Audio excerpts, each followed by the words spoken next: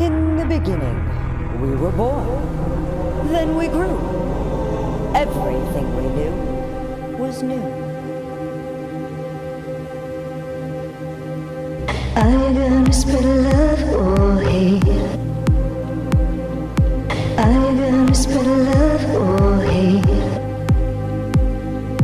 Are you gonna spread love or hate?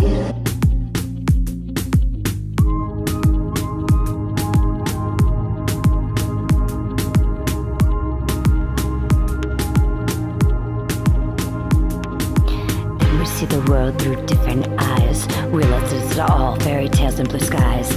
Everyone is wearing a mask in disguise, covering up their issues with betrayals and lies. As we wish we could see through our childhood eyes. I ask you,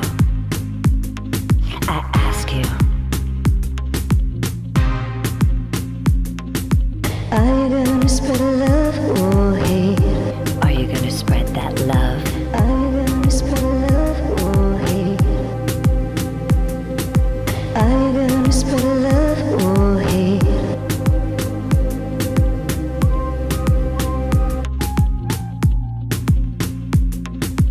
Everything we knew and everything we're taught. I guess we all had bigger problems than the one we saw. The battles that were won and the fights that were fought. We never absorbed all the hate and distraught. Spread that love. So spread that love.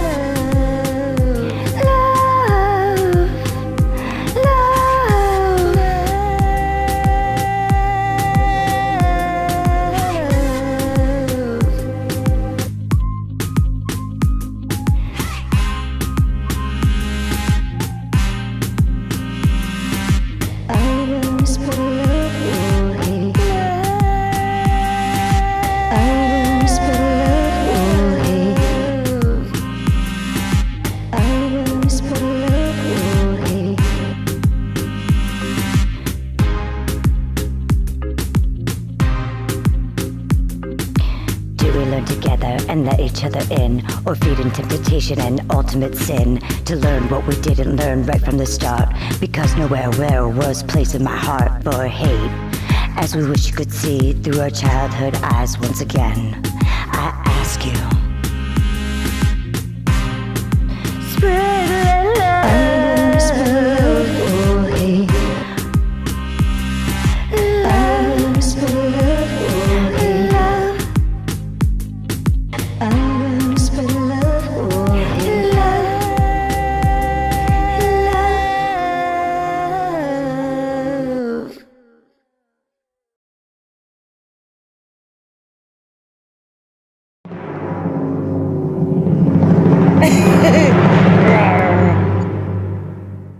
Love.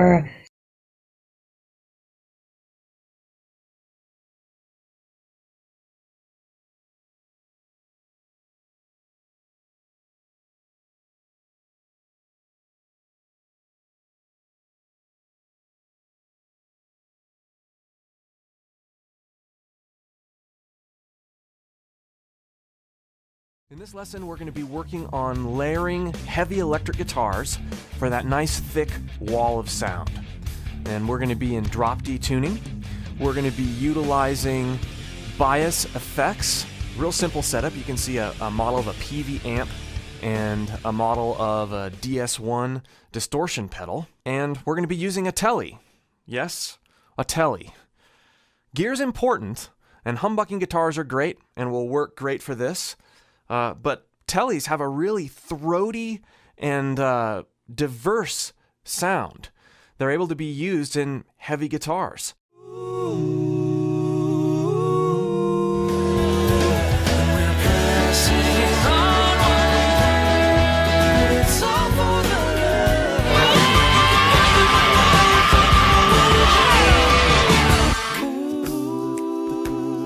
Let's take a listen to our track. Here's our A section.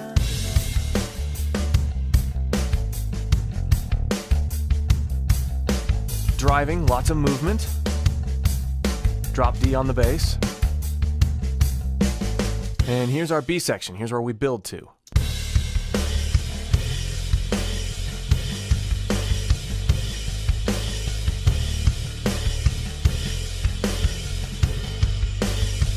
So we're going to open up the guitars on the B section, and we're going to utilize palm muting on the A section. Starting with the A section in the first track, I'm simply going to double what the bass is doing on the electric with power chords.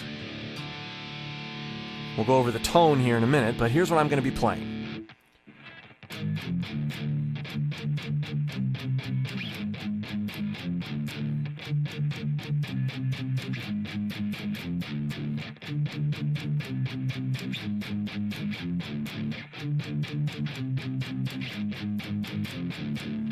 And it's important with this type of playing, with this heavy gain, we minimize that. That's going to happen every once in a while. But as you are fingering this, try to be stealthy in your movements. Don't do this. That's going to give you a lot more sliding than using multiple fingers.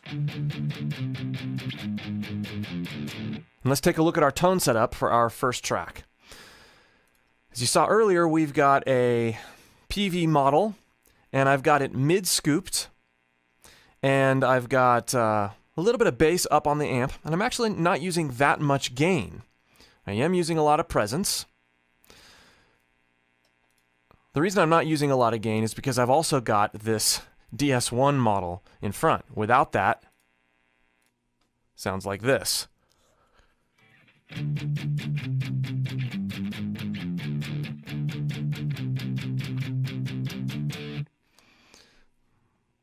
With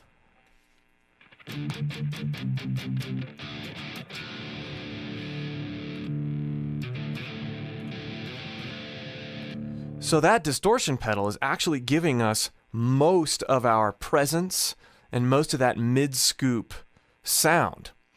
It's a simple patch.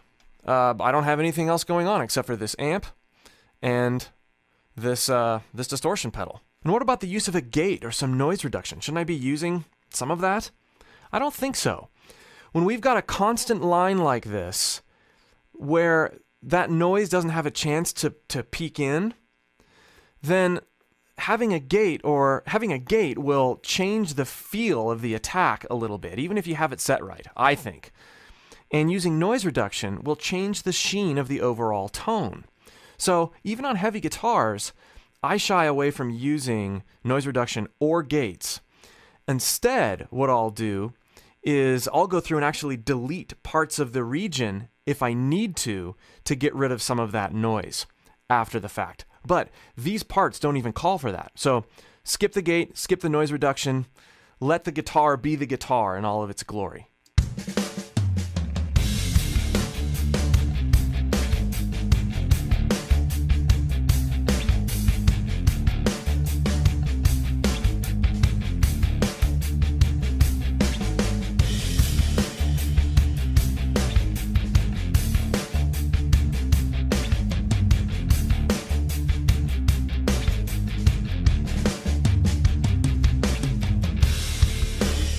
Now, as we listen back to this,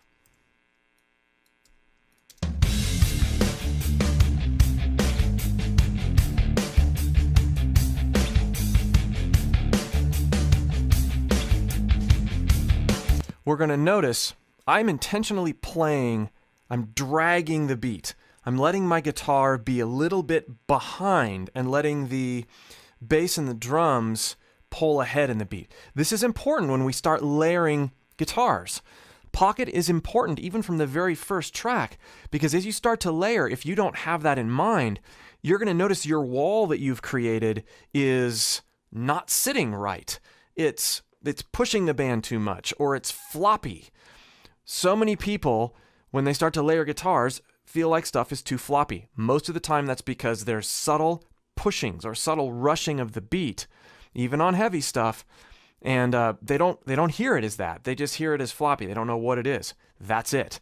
Lay back in the beat. start to layer. Now, as I move into doubling this part, I'm going to take note of where my squeak is.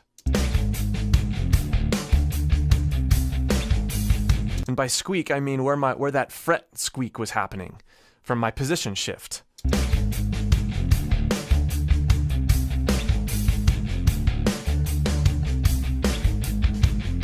I'm going to purposely change it up so that I squeak in a different place.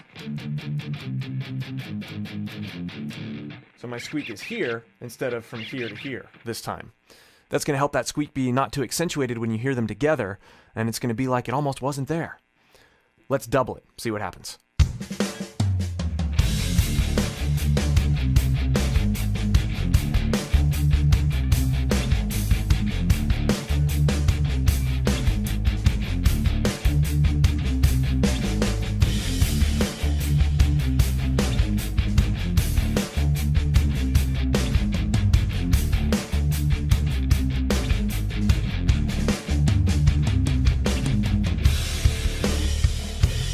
Now for these doubles, I intentionally kept the rig the same, my pickup pattern the same, and my performance more or less the same. Although I did vary the way I was changing positions so that I didn't have the same squeakiness transition in the same place. And I made sure on that second track and had an extra measure of drag in my mentality. What that did is it helped the doubles not sound quite so. If I'm dragging even more on one of them, then there's this extra sense of separation. Again, both I was thinking behind the beat, and that's very important. But the second track, I was thinking even more behind the beat. And that really does come into play when you listen to how the pocket ends up sounding. Now, I also played through the downbeat of the B section here, which I'm actually going to remove.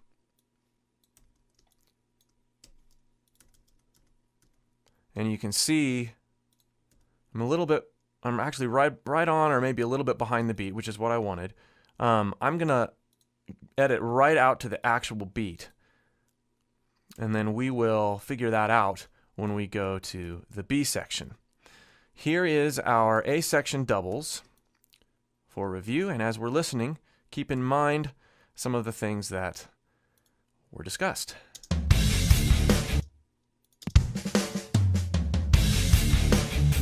I actually rushed a little bit there on this track, and I could replay that.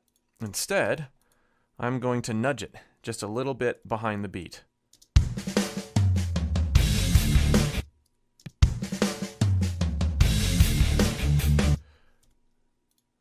think I started off the whole thing a bit in a hurry, and then I got into the pocket later.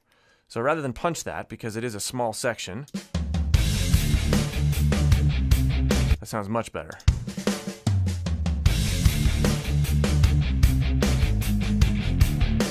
And I'm right on, I think, the rest of the time.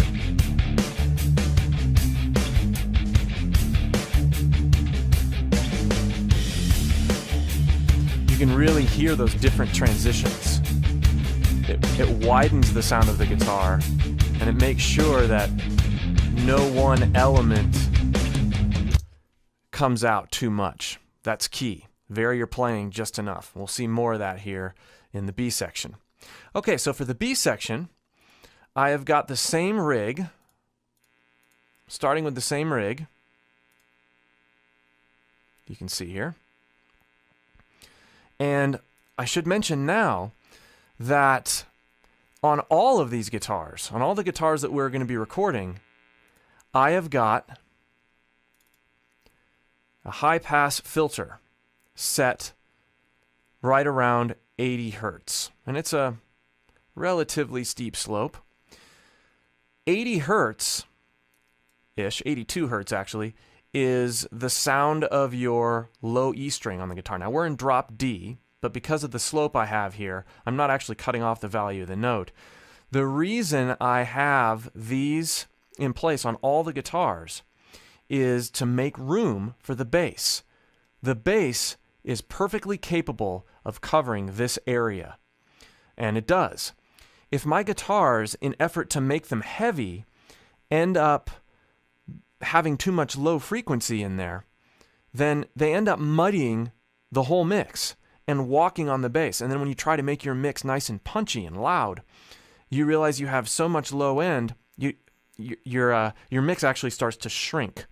So even from the very beginning stages of layering your mix and layering your guitars, put this high pass filter on all of your guitars, right around 80 hertz. There doesn't need to be anything there. And if I solo this,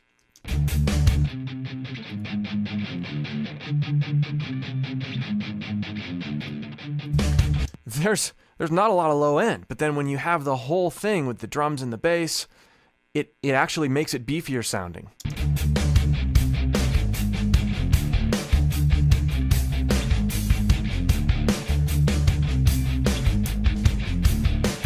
So we are going to apply that to our B section as well. Now here we're going to open up the guitars, and the chord progression is slightly different.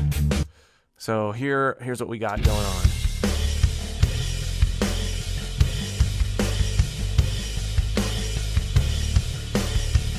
And here's what we're going to play.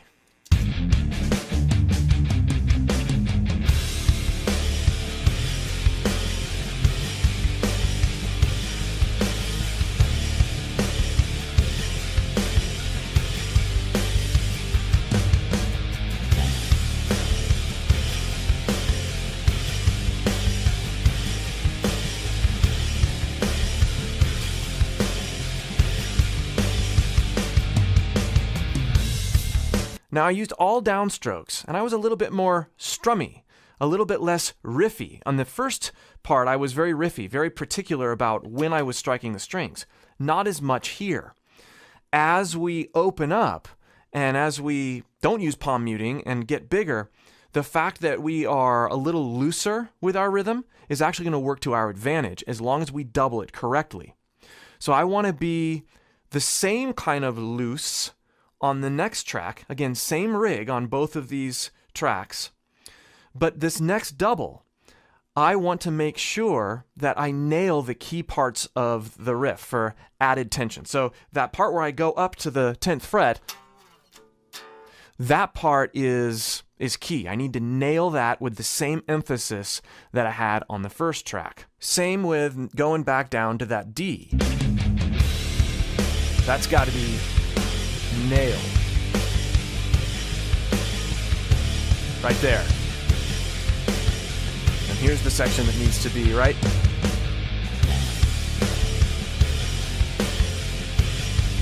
The rest of the strumming I can be a little looser on. And that will actually widen our sound. So let's give it a try.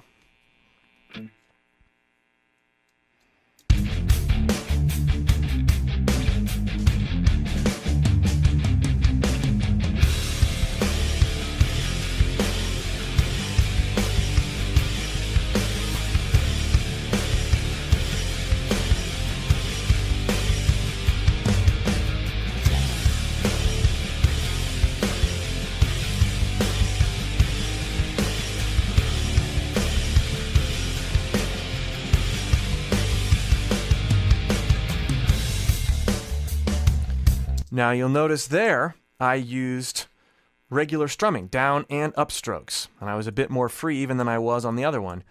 That variance is going to help widen our sound and work with us in that very high gain environment that we've created.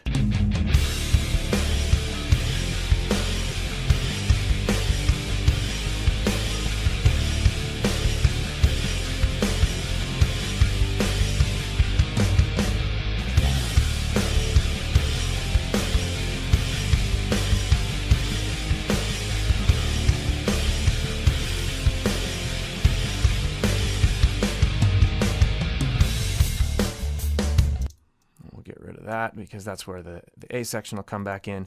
Now here, I've left off with my A section, and these chords actually come in slightly before the downbeat. That's actually just fine. I want that. That will prevent a gap.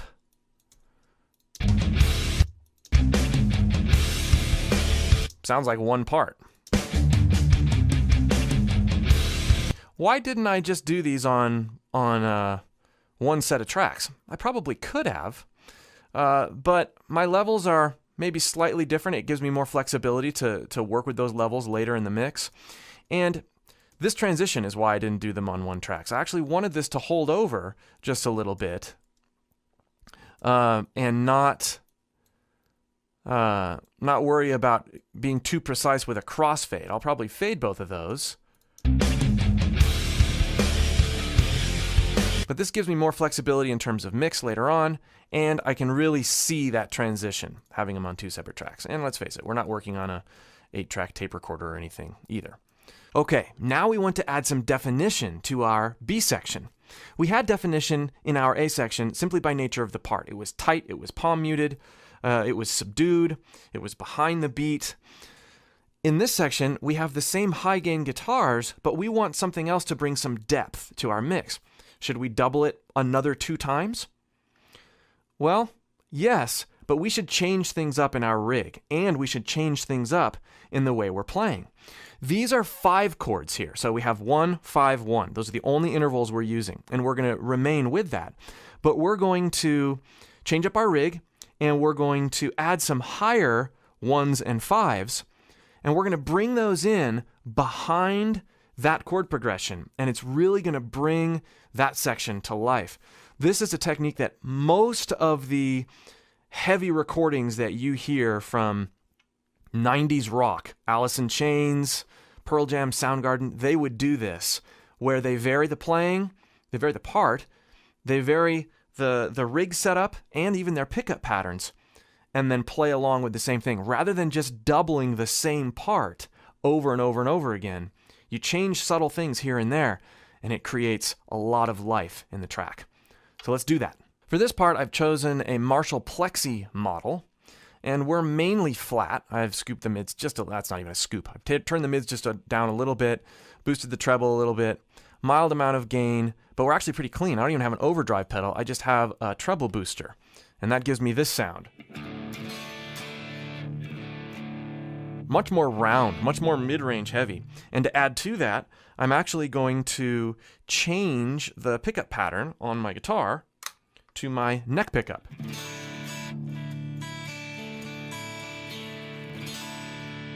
It's less honky and more bellish.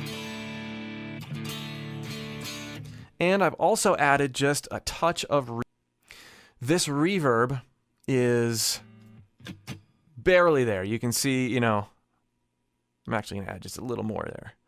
But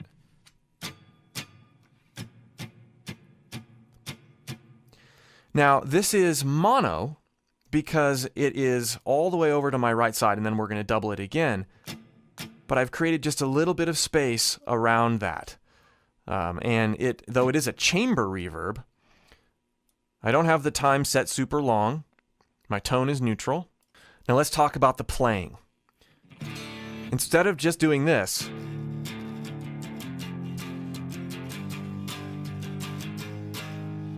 I'm going to involve the higher notes.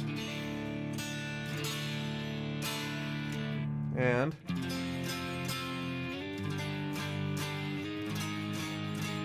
with an emphasis on the higher notes.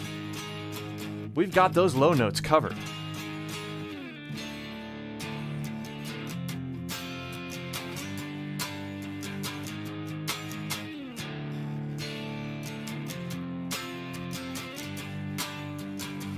And here, I want those high notes to be ringing through. It's basically the same part. I'm going to do down and up strokes, much like I'm strumming an acoustic guitar. We want the string definition in there. So, let's play along with it.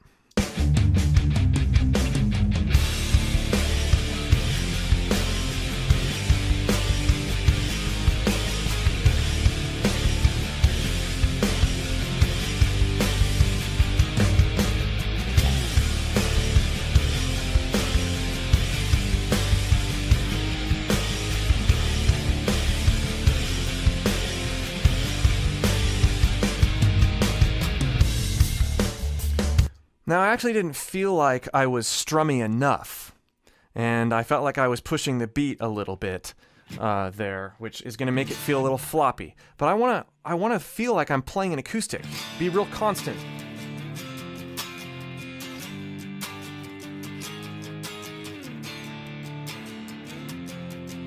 like that. Let's try it again.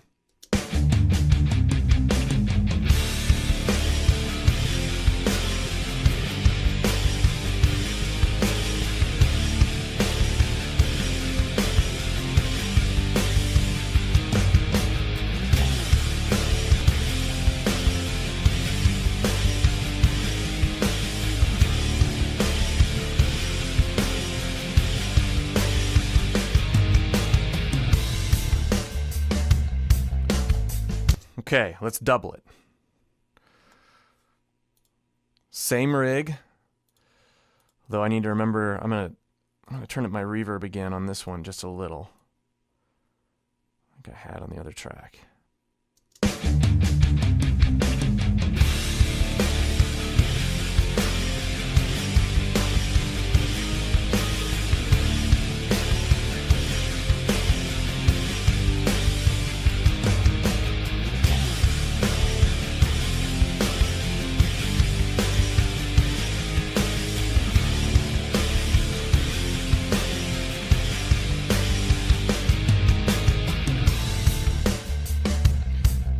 Okay, let's bring those in and see how our transition works and listen for how it rounds out the sound of the mix.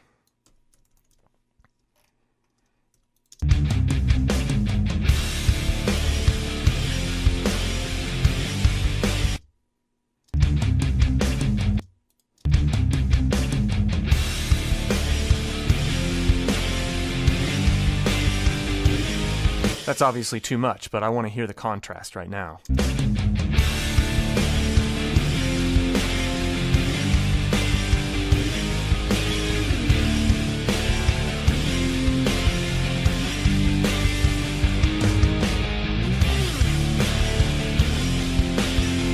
I am rushing the beat. Those need to be redone. The strumming is good. The rushing the beat is not. So let's do them again. Here we go.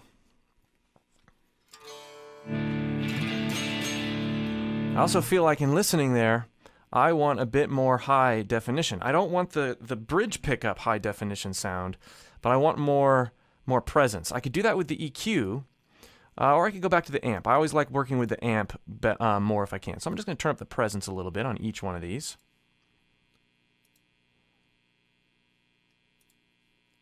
And then if we need to, we will tweak the other EQ in post. Of course, we can do this in post too because we're recording direct, which is great.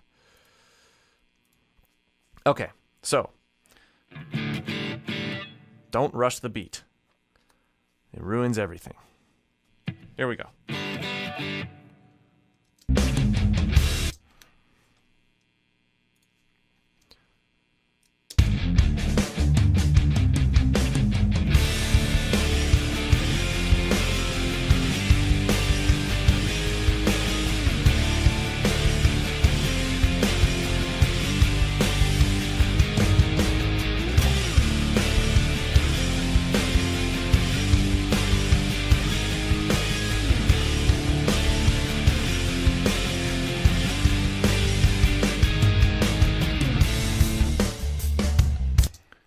And again.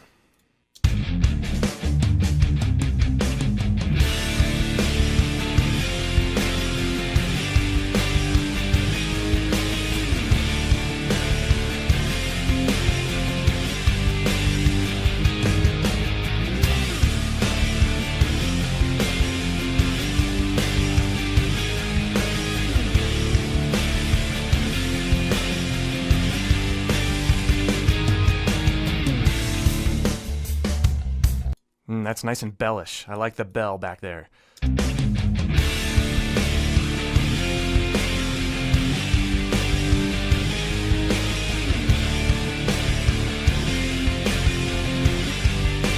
Pocket is much better. Let's bring these down a bit.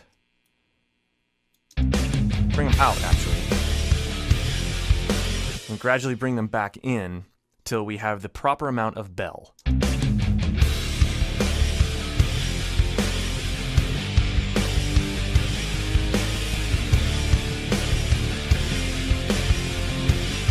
I think that's it right there. You don't want it to be the prominent part.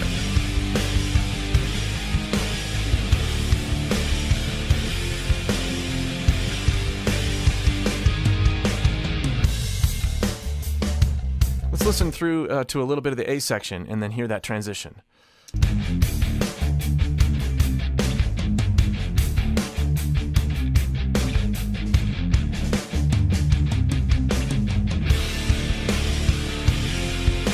I think that's too much bell.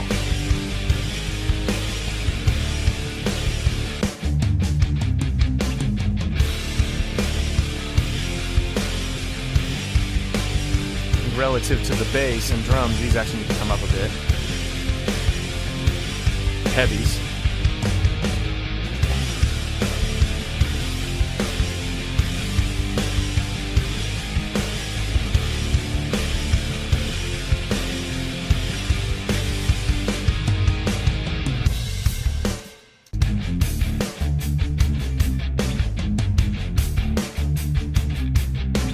Listening here, this transition.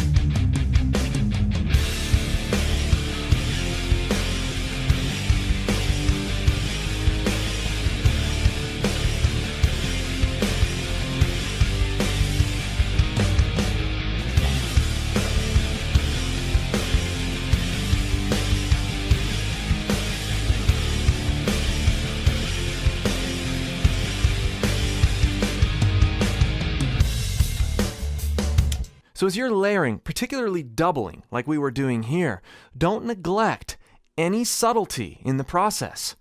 The subtle differences in how you play each double make a big difference. Your attentiveness to pocket while you're tracking the first all the way through the fourth matter a lot, as you saw. The differences in tone, pickup patterns, amp tweaks, pedal tweaks, as you seek to bring out different parts of the line within each part. The transitions from chord to chord, as we saw, make a big difference. All these things help for tight, intentional, and well-placed doubling. And it really comes out on these heavy guitars. We'll see different things come out as we work with different styles, and we look at doubling and layering other styles of rhythm guitar. We'll see you for more.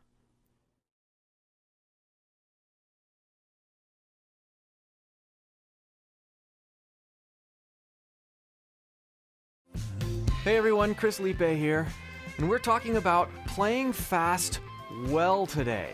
One of the biggest obstacles that improvisers and all guitarists alike struggle with from time to time. I know I certainly have. And I really struggled for most of my guitar playing life until I started to change my mindset on playing fast.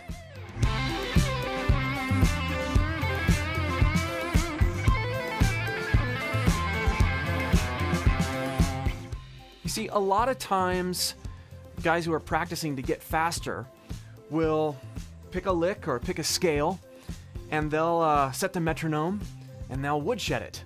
Okay, I'm starting at, 120 beats per minute, blow through something, play sort of fast, and then turn the metronome up 5 beats per minute, and then turn the metronome up another 5 beats per minute when you get that, and then keep creeping it up until you can't quite get that one last note or whatever it is. And I've done that a lot, and what ends up happening to me is that, fine, I might be able to blow through whatever it is to the metronome, but as soon as I get it in a musical context and I try to connect it to real playing and make a real guitar solo out of it, I can't do it. Like, I can woodshed all day, but then when it comes to incorporating it into something real that I and other people will want to listen to, the woodshedding thing never really helped me. But here's what helped me finally get this playing fast thing and actually make it musical and make it relevant to my playing. You see, playing fast isn't the goal. Being musical is the goal. And in order to do this well, we need to keep in mind this concept, the concept of the target notes. You see, when you're blowing through a scale, when you're practicing really fast, when you're trying to work on your technique, you're not thinking of the underlying melody. You're not thinking of the journey that you're trying to take guitar players on. And so your focus is all on mechanics, which there is some place for that. But if you combine short, varied bursts of speed with landing notes or target notes, you not only give yourself a break because you don't have to play fast forever, you are able to set the stage for a journey. Think about taking a road trip, for example. There's multiple destinations on a road trip. You might drive to one place, get some gas, check in. Maybe you're going to one hotel, one destination, spending some time there, taking it in, remembering the drive out to that destination. Then you get in the car and you go to your next destination. And you have this journey. The drive is the journey, and then you reach this destination that you can enjoy. When I think of speed like that, as though I'm driving in a car, arriving at a destination where I'll have time to savor the note and savor the journey there, it takes on a whole new meaning. Let's break down what I just played in order to really start understanding this concept. And you can download the track and the tabs by following the link below, so you can insert this into your own playing and really practice it, really get it in your fingers. The track's in the key of C. And that first burst of speed was based off of a C major 7 arpeggio that I sweep picked. I actually started with the A. So it almost sounds like an A minor 7 sort of thing. But here's what I did. And then went down to that C. C is my first destination. That note right there on the 5th fret. So when I'm practicing this, my goal is to get things clean. But this is my drive.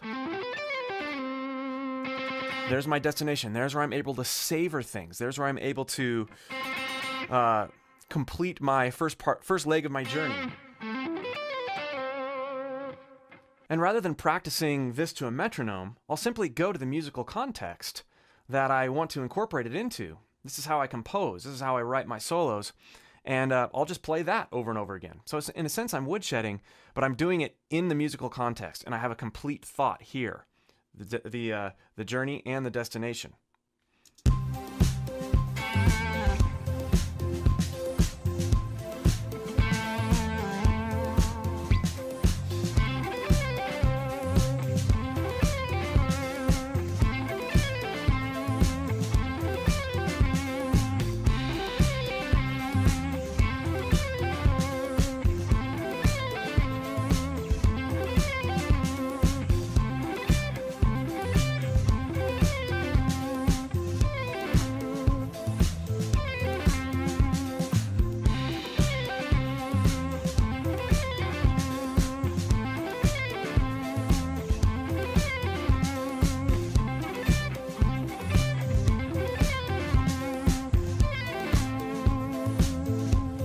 So sometimes I nailed it, other times I didn't, but the whole time I'm focusing on keeping things in time, in the pocket with the track,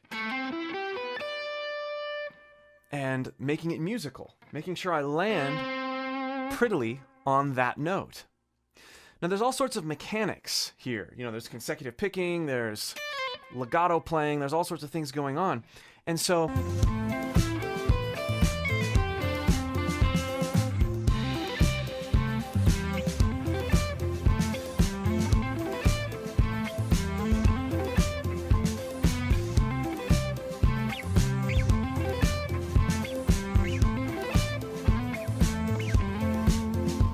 slowing it down to half speed, creating other frameworks within this framework to help yourself with the technique.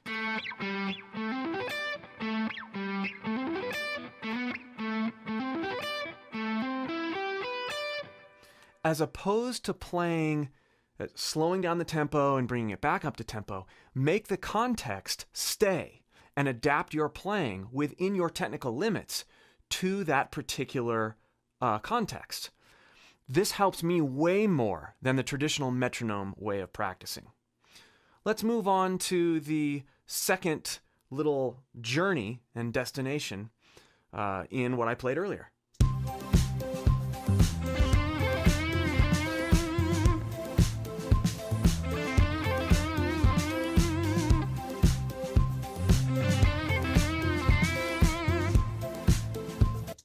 So this section here, pretty simple, straightforward, pentatonic kind of thing, but there is some speed there.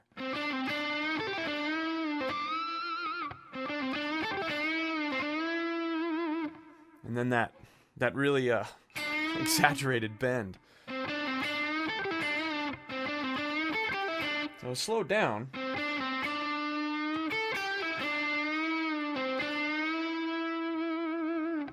Fifth fret, seventh fret, basically out of the pentatonic scale.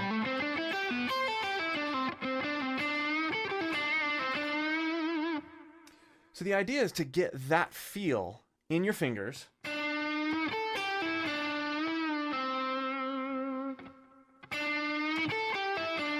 That phrasing, even at an extremely slow pace.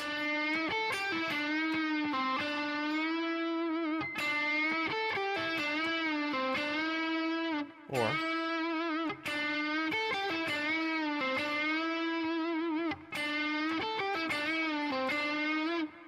it's a combination of bending, alternate picking, downstroke, up, down, up.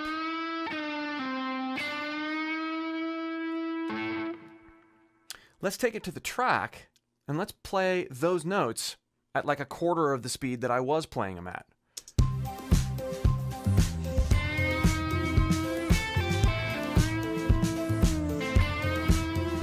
Remember, you're just trying to make good phrases here. That's it.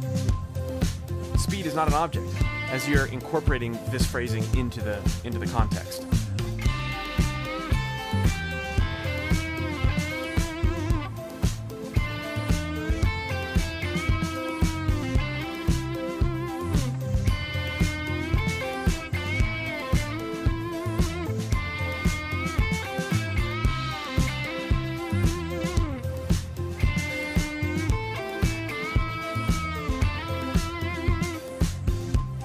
Now let's try incorporating just that little burst in.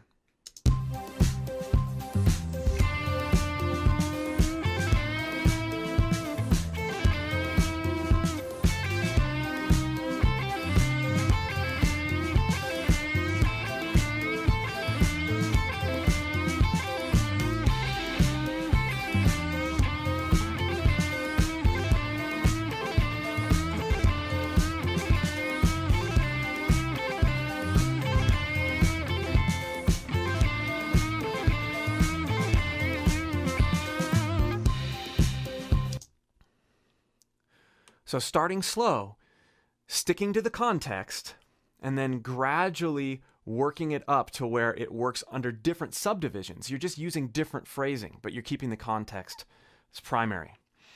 All right, let's look at the very last journey and destination that I did at the beginning of this video.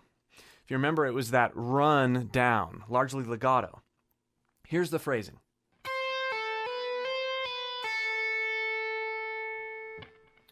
So it's this fingers, 4, 1, 3, 4, 3, 1.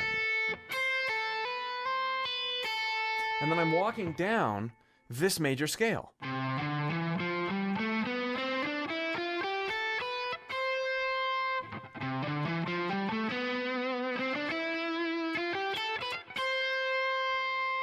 With that phrasing.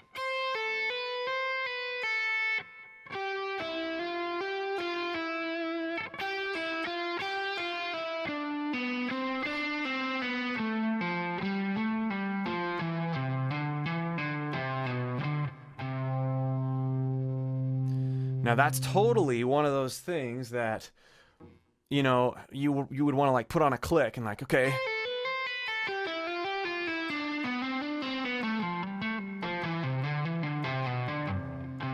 And make sure you can play it faster and faster and faster. But I'm telling you, that's not the way it's worked for me. Get this phrase as a rhythm in your ear, like a mini hook.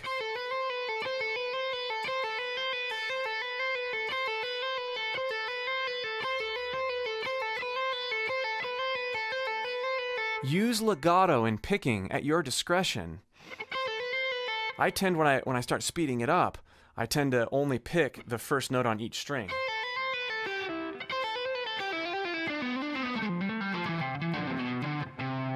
Like that.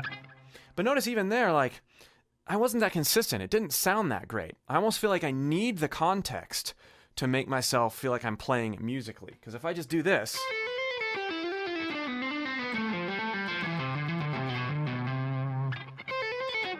Yeah. Even though it's fast, it just doesn't, it lacks the zest that I need to make it feel really musical. I could never incorporate that if I didn't have my C. That was my destination. And the context to get there.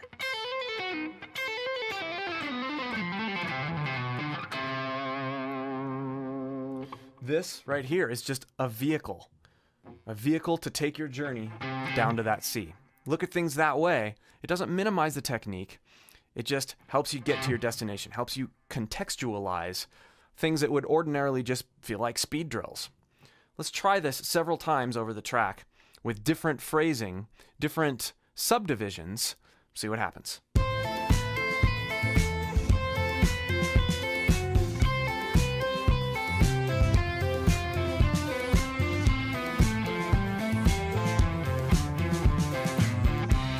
Totally changing the subdivision there. Same pattern.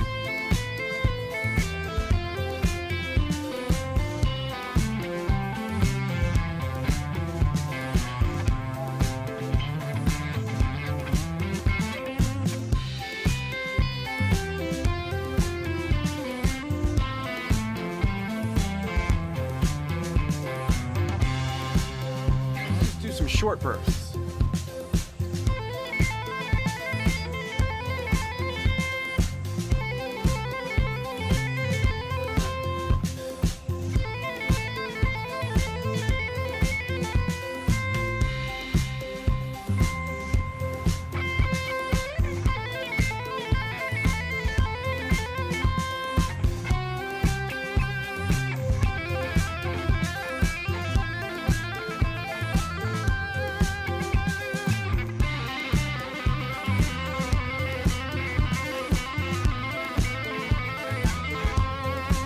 So getting myself used to playing at that level, that speed, but not trying to tackle the whole thing yet.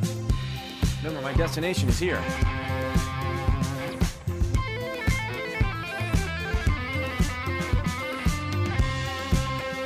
Maybe that needs to be my destination for a while, so I can do the whole thing.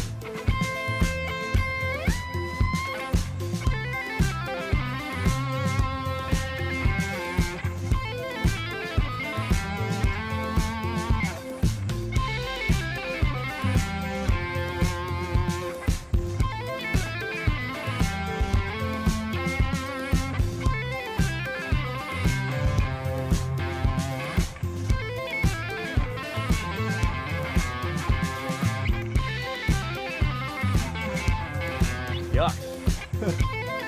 So I need to make it a shorter destination.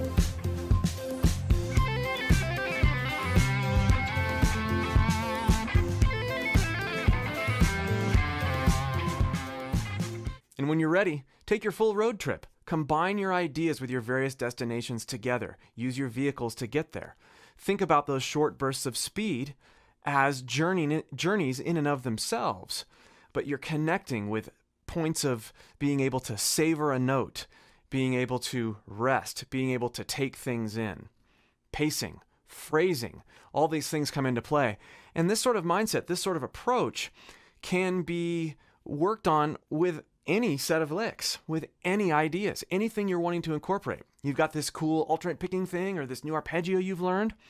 Work it in. Choose a destination, choose a context, and go for it. Thanks for watching. Don't forget to download the track and the tabs, and Put a video up and link me to it. Let me see what you're doing with this stuff. Talk to you soon.